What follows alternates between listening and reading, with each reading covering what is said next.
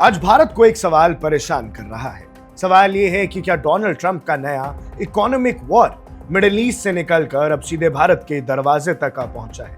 क्या एक ऐसा ब्लॉकबस्टर जियोपॉलिटिकल ड्रामा शुरू हो चुका है जहां एक तरफ सुपर पावर अमेरिका की सबसे सख्त पाबंदियां हैं और दूसरी तरफ तेहरान के ऑयल नेटवर्क के साथ जुड़े होने का आरोप इंडिया के ऊपर, इंडियन कंपनीज के ऊपर लग चुका है?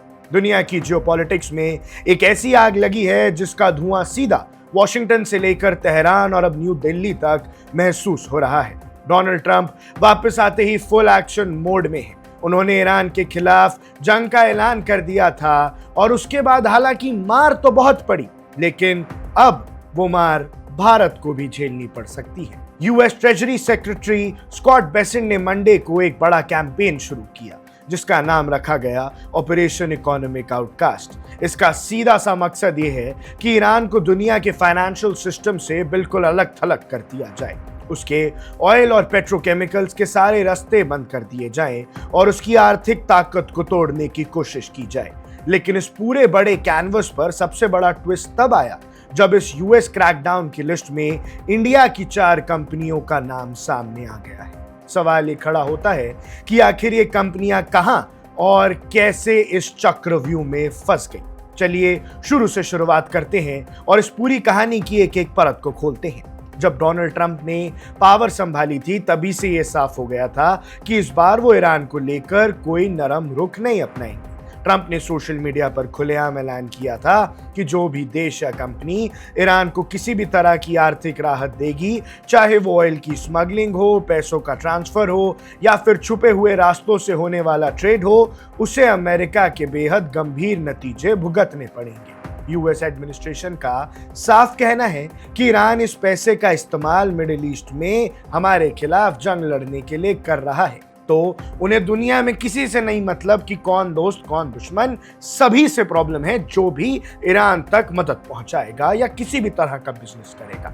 इसीलिए उसके रेवेन्यू का हर एक सोर्स को ब्लॉक करना वॉशिंगटन की पहली प्रायोरिटी बन चुका है, क्योंकि ये जंग अब उनके हाथ से निकल चुकी है। इसी स्ट्रैटेजी के तहत जब ऑपरेशन इकोनॉमिक आउटकास्ट लॉन्च किया गया तो अमेरिकन स्टेट डिपार्टमेंट ने दुनिया भर की उन कंपनीज और एंटिटीज पर शिकंजा कसना शुरू किया जो ईरान के पेट्रोलियम और पेट्रोकेमिकल प्रोडक्ट्स की खरीद फरोख्त या ट्रांसपोर्ट में शामिल थे। और यही वो मोड़ था जहां भारत की 4 कंपनियां इस लिस्ट के ज्यादातर सुर्खियों में आ गई।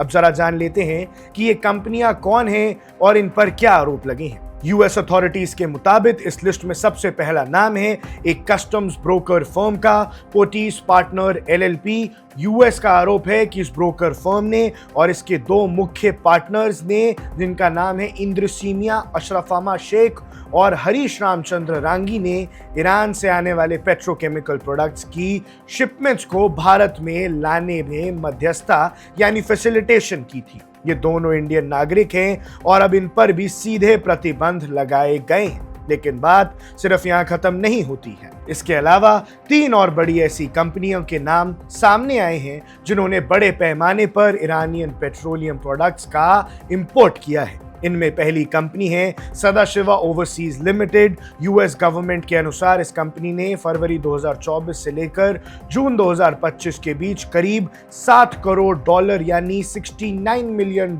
के ईरानियन मूल के पेट्रोलियम प्रोडक्ट्स का इंपोर्ट किया। दूसरी कंपनी है पीपी सॉफ्टेक प्राइवेट लिमिटेड जिसके डायरेक्टर प्रशांत गर्ग हैं। इस कंपनी पर आरोप है कि उसने जनवरी 2024 से जून 2025 के दौरान लगभग $2.5 करोड़ के ईरानियन प्रोडक्ट्स खरीदे और इंपोर्ट किए। और तीसरी कंपनी है प्रकृतिज इंफ्रा इंपेक्स प्राइवेट लिमिटेड जिसने भी मई 2023 से फरवरी 2026 के बीच लगभग $2.5 करोड़ का पेट्रोलियम प्रोडक्ट का खरीद फरोख्त किया था। यानी कि अगर इनका हिसाब लगाया जाए तो सिर्फ इन इंडियन एंटिटीज के जरिए $100 मिलियन से ज्यादा का पेट्रोलियम और पेट्रोकेमिकल ट्रेड रेडार पर आया है। ये $100 मिलियन ईरान के पास गए हैं।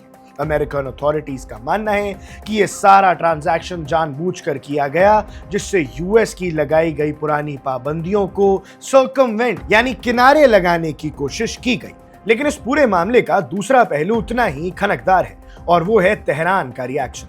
ईरान अब इस इकोनॉमिक वॉर के आगे झुकने के मूड में बिल्कुल नहीं है। ईरान की सुप्रीम नेशनल सिक्योरिटी काउंसिल के एक प्रमुख नेता मोहसिन रिजाई ने मिडिल ईस्ट के पड़ोसी देशों को खुलेआम चेतावनी दी है। उनका साफ कहना है कि अगर पड़ोसी देश अमेरिका के साथ मिलकर ईरान की आर्थिक नाकाबंदी में शामिल हुए और ईरान की इकोनॉमी को नुकसान पहुंचाने की कोशिश की तो तेहरान चुप नहीं बैठेगा। ईरान ने यहां तक कह दिया है कि अगर ऐसा हुआ तो वो पर्शियन गल्फ यानी कि फारस की खाड़ी से गुजरने वाले जहाजों के रास्तों को निशाना बनाना फिर से शुरू कर देगा। सोचिए, अगर ट्रेड वॉर ही खेलनी है तो फिर ईरान के पास तो होर्मुज है, वो आपसे बेहतर खेल सकता है। लेकिन दर्शकों, अब इंडियन कंपनीज पर बड़ा दबाव आ गया है। ईरान के अंदर भी हालात काफी तनावपूर्ण हैं। खुद वहां के राष्ट्रपति मसूद पेजेश्कियन तक ने इस बात को स्वीकार किया है कि इस देश को आर्थिक संकट और शॉर्टेजेस का सामना करना पड़ सकता है। और अभी ईरान जंग लड़ रहा है, मजबूती से लड़ रहा है, लेकिन फिर भी फंड्स की जरूरत, पैसों की जरूरत तो सबको होती है। लेकिन अगर अमेरिका ज्यादा परेशान करेगा तो स्ट्रेट ऑफ होर्मुज एक बार फिर बंद कर दिया जाएगा और इस बार टोल वसूलना भी शुरू कर दिया जाएगा। ऐसे में अब भारतीय कंपनियों का क्या होता है, ये आने वाला वक्त बता देगा। लेकिन आप ऐसे ही वन इंडिया के साथ बने रहिए। जो भी आपकी राय है हमें कमेंट सेक्शन में बताइएगा। आप देख रहे हैं वन इंडिया, मैं हूं आकर्ष Kaushik. Subscribe to One India and never miss an update. Download the One India app now.